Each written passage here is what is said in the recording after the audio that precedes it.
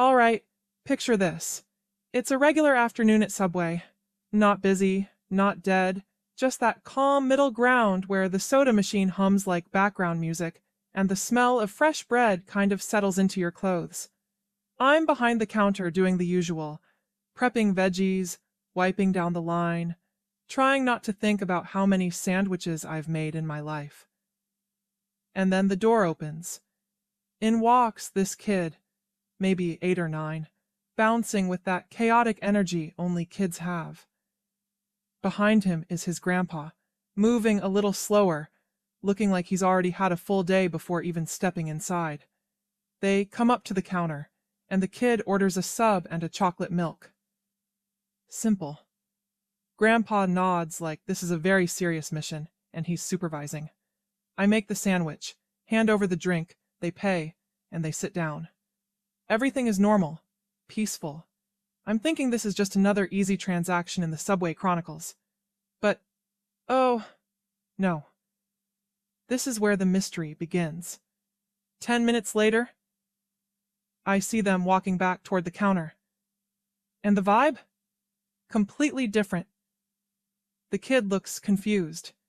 The grandpa looks like he's about to file a formal complaint with the universe. He leans in and says, very seriously, "Excuse me, this chocolate milk was already half empty when we opened it. Now, listen, I've worked customer service long enough to know when someone's lying, when someone's mistaken, and when someone's just having a weird day. And this felt like a mix of confusion and genuine concern. Did I believe it? Not really, but customer service mode activated. So I smile and say, "No problem at all. Go ahead and grab another one." They thank me, grab a fresh chocolate milk, sit back down, finish their meal, and leave. End of story, right? Oh, if only. Later that day, curiosity strikes. The store is quiet.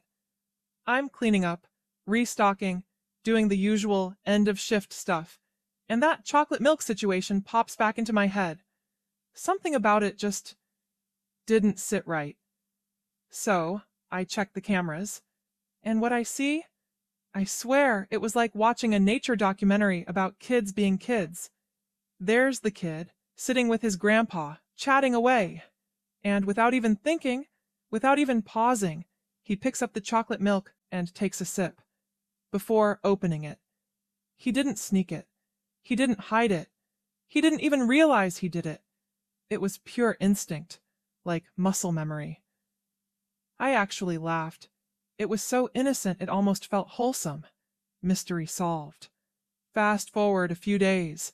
They come back. Same kid, same grandpa, same energy, and I'm standing there thinking, okay, do I tell them? Do I let it go? Do I clear the air? Because here's the thing. I didn't want them walking around thinking Subway sells half-empty chocolate milks. That's not exactly the reputation you want floating around. So, I decide to gently bring it up. I pull the grandpa aside and say something like, "Hey, I checked the footage from the other day. I think your grandson might have taken a sip before opening it."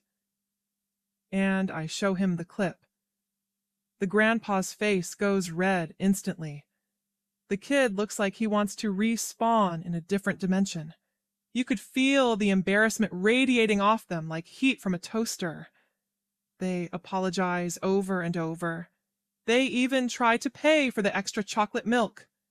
I refuse. I wasn't trying to charge them. I wasn't trying to embarrass them. I just wanted to clear the misunderstanding. They thank me, awkwardly, and leave. And that was the last time I ever saw them. So, here's the real question. Did I do the right thing? I wasn't rude. I wasn't confrontational. I didn't accuse them of anything. I just showed them the truth. But embarrassment is powerful. People don't like being wrong, especially in front of family. And sometimes, even when you handle a situation gently, the memory of that cringe moment is enough to keep someone from ever coming back. So I'm curious how you see it. Was I right to clear the air? Or should I have just let it go and kept the peace? Let me know what you think, because honestly, I'm still wondering about it.